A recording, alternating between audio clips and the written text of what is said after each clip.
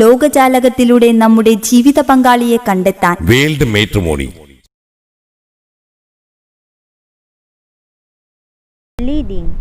Leading involves the social and informal sources of influence that you use to inspire action taken by others. If managers are effective leaders, their subordinates will be enthusiastic about exerting effort to attain organizational objectives. The behavioral sciences have made many contributions to understanding this function of management. Personality, research and study of job attitudes provide important information as to how managers can most effectively lead subordinates. For example, this research tells us that to become effective at leading, managers must first understand their subordinates, personalities, values, attitudes, and emotions. Study of motivation and motivation theory provide important information about the way in which worker can be energized to put forth productive effort. Provide direction as to how managers can effectively and persuasively communicate. The study of leadership and leadership style provide information regarding questions such as what makes a manager a good leader, and in what situation are certain leadership style most appropriate and effective. Controlling involves ensuring the performance does not deviate from standard. Controlling consists of 3 steps, which include 1. Establishing performance standard, 2. Conferring actual performance against standard, and 3. Taking corrective action when necessary. Performance standards are often stated in monetary terms such as revenue, cost, or profits, but may also be stated in other terms, such as units produced, number of defective products, or level of quality or customer service. The measurement of performance can be done in several ways, depending on the performance standard, including financial statement, sales report, productions, result, customer satisfaction, and formal performance appraisals.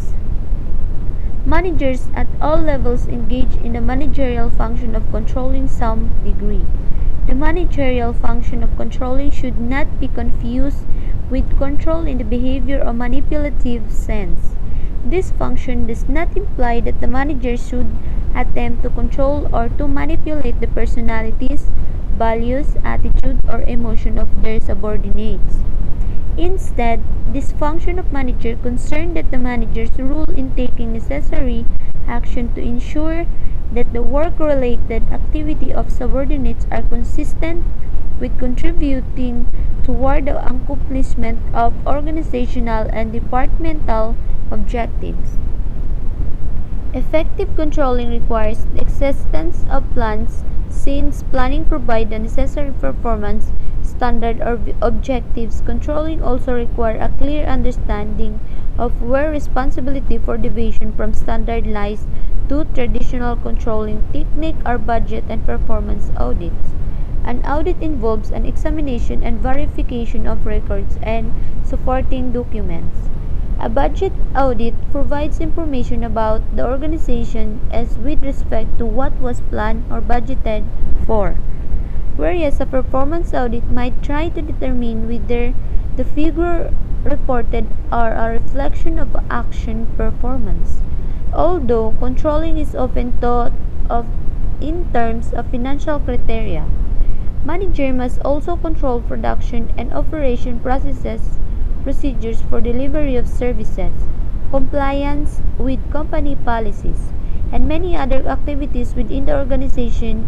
The management function of planning, organizing, leading, and controlling are widely considered to be the best means of describing the manager job, as well as the best way to classify, accumulate knowledge about the study of management. Although there have been tremendous changes in environment faced by manager and the tools used by managers to perform their roles, managers still perform this essential function. Key takeaway: The principle of management can be distilled down to four critical functions. These functions are planning, organizing, leading, and controlling. This POLC framework provides useful guidance into what the ideal job of a manager should look like. Exercises. Number 1.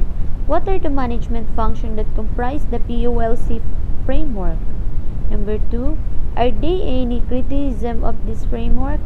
Number 3. What function does planning serve? Number 4. What function does organizing serve? Number 5. What function does leading serve? Number 6. What function does controlling serve? Number 7. Mintzberg, The Nature of Managerial Work, New York, Harper and Row, 1973, D. Lamont Matter. Economic, social, and environment performance. Learning objectives. Number 1. Be able to define economic, social, and environment performance. Number 2.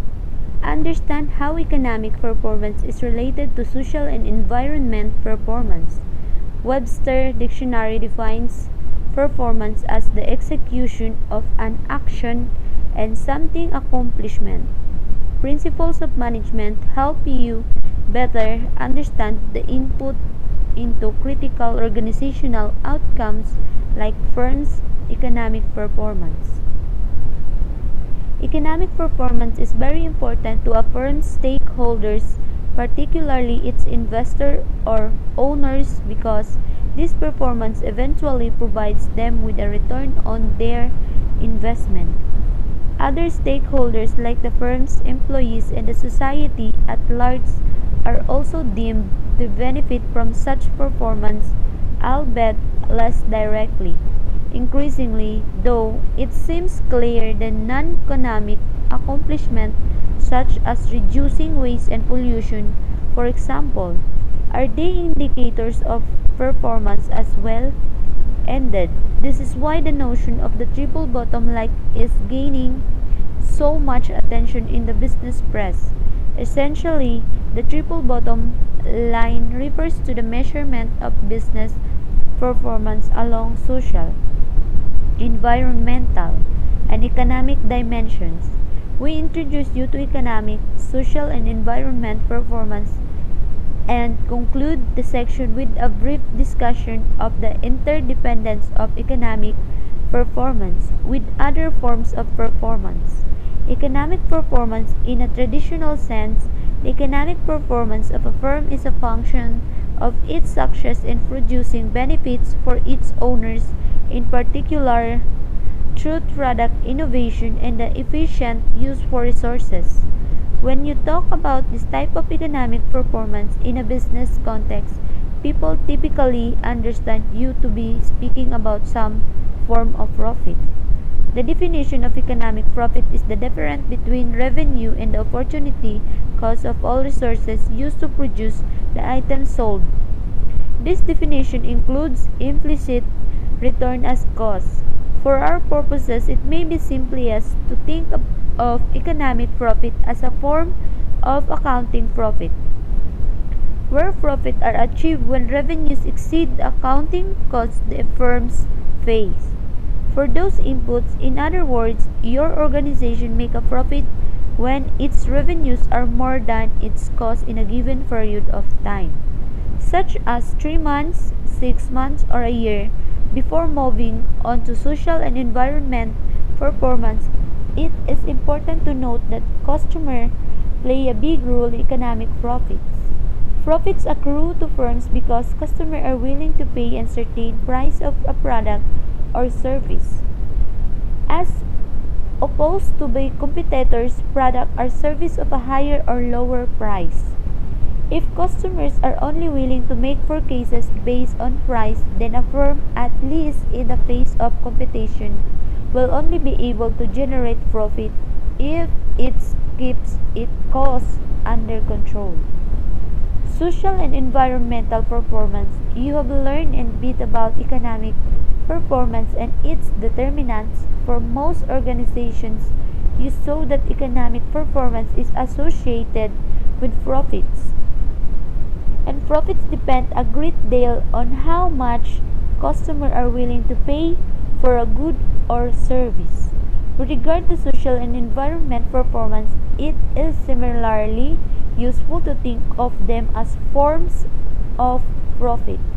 Social and environmental profit to be exact. Increasingly, the topics of social and environment performance have garnered their own courses in school curricula. In the business world, they are collectively referred to as corporate social responsibility (CSR). CSR is a concept whereby organizations consider the interests of society by taking responsibility for the impact of their activities on customers, suppliers, employees, shareholders, communities, and environment in all aspects of their operation. This obligation is seen to extend beyond the statutory obligation to comply with legislation and sees organizations voluntarily taking further steps to improve the quality of life for employees and their family as well as for the local community and society at large. Two companies that have long blazed a trail in CSR are Ben and Jerry's and C.S.C. Johnson. Their statement, "Why we do it?" Ben and Jerry's. We've taken time each year since 1989 to compile the social audit report because we continue to believe that it keeps us in touch with our company's state social mission. By raising the profile of social and environmental matters inside the company are recording the impact of our work on the community. This report aids us in our search for business decisions that support all three parts of company mission: statement, economic, product, and social. In addition, the report is an important source of information about the company for students, journalists, prospective employees, and other interested observers. In this way, it helps us in our quest to keep our values, our action, and public perception in alignment. S.C. Johnson. It's nice to live next door to a family that cares about its neighbor. And S.C. Johnson, we are committed to being a good neighbor and contributing the well-being for the countries and why we do it. Communities where we conduct business, we have a wide variety of efforts to drive global development and growth that benefits the people around us and the planet we all share.